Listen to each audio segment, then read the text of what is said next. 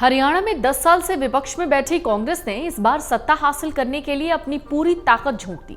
प्रचार के शुरुआती दौर में पिछड़ने के बाद कांग्रेस ने चुनाव के अंतिम दौर में पूरी जान लगा दी। कांग्रेस के दिग्गज नेताओं के साथ साथ हरियाणा के स्थानीय नेताओं की छोटी बड़ी 160 से ज्यादा रैलियां और जनसभाएं हुई। पार्टी ने एक रणनीति के तहत टिकट वितरण से लेकर प्रचार में बीजेपी को खुला मौका दिया और उनके फैसले के बाद ऐन मौके पर रणनीति बदलते हुए उनकी चाल की काट की।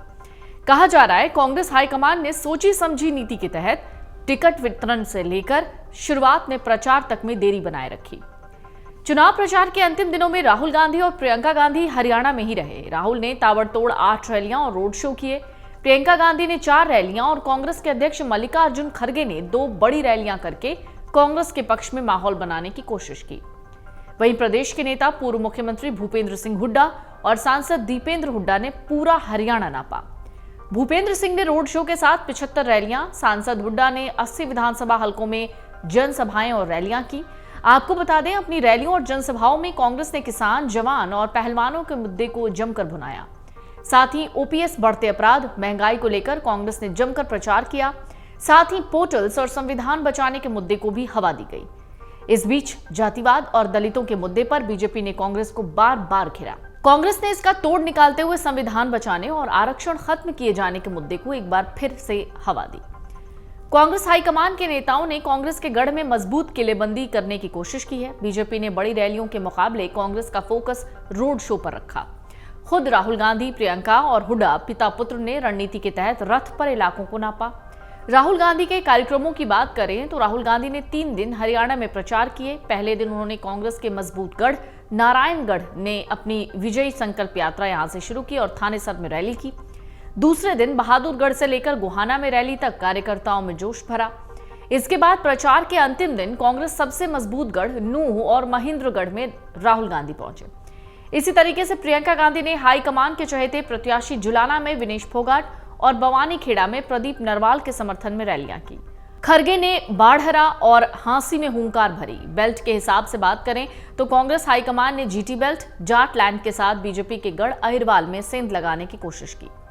हरियाणा के चुनाव में पड़ोसी राज्यों के दिग्गज नेताओं ने भी प्रचार को धार दी। इनमें हिमाचल प्रदेश के मुख्यमंत्री सुखविंदर सिंह सुक्खू, राजस्थान के पूर्व मुख्यमंत्री अशोक गहलोत और पूर्व डिप्टी सीएम सचिन पायलट, पंजाब कांग्रेस के अध्यक्ष अमरिंदर सिंह राजा वड़िंग और पंजाब के पूर्व सीएम चरणजीत चन्नी और पूर्व प्रदेशाध्यक्ष प्रताप सिंह बाजपा ने भी हरियाणा के मतदाताओं को साधने की कोशिश की।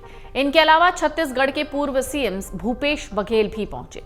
खेमों में बटी कांग्रेस ने एकजुटता का संदेश दिया। खुद राहुल ने भूपेंद्र सिंह हुड्डा और कुमारी शैलजा से हाथ मिलाया।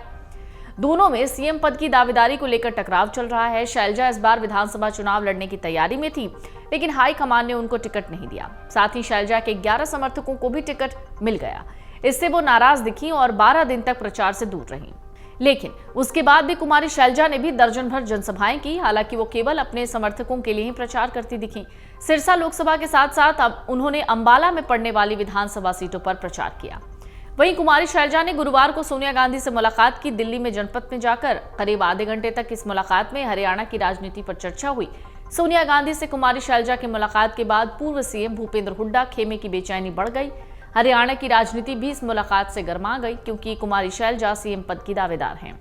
हालांकि वो विधानसभा चुनाव लड़ना चाह रही थी, लेकिन हाईकमान ने उनको टिकट नहीं दिया। अब सोनिया गांधी से मुलाकात को लेकर कई तरह की अटकलें लगाई जा रही हैं। कांग्रेस से कुल 24 नेताओं ने बागी होकर निर्दलीय चुनाव लड़ा। अनुशासनहीनता के चलते पार्टी ने इन सभी को 6 साल के लिए बाहर का रास्ता दिखाया। हालांकि पूर्व सीपीएस रामकिशन फौजी और पूर्व विधायक रणदीप गोलन, राजीव मामू गोंदर को कांग्रेस मनाने में कामयाब रही।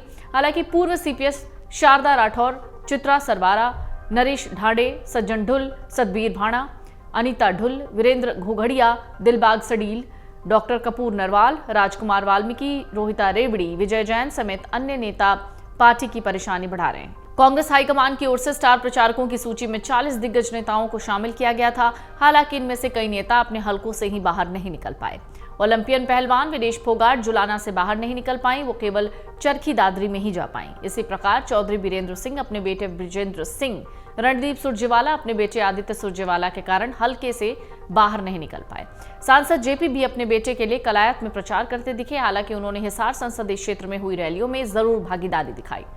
आपको बता दें, हरियाणा की 90 विधानसभा सीटों के लिए शनिवार को मतदान होगा। चुनाव के नतीजे 8 अक्टूबर को आएंगे। यहां कुल 1031 उम्मीदवार चुनावी मैदान में ताल ठोक रहे हैं। हरियाणा विधानसभा का कार्यकाल 3 नवंबर 2024 को खत्म हो रहा है। पिछला विधानसभा चुनाव अक्टूबर 2019 में हुआ था। अगर आप ये वीडियो YouTube पर देख रहे हैं तो हमारे चैनल को सब्सक्राइब कर बेल आइकन दबाएं और Facebook पर देख रहे हैं तो हमारे पेज को लाइक करें।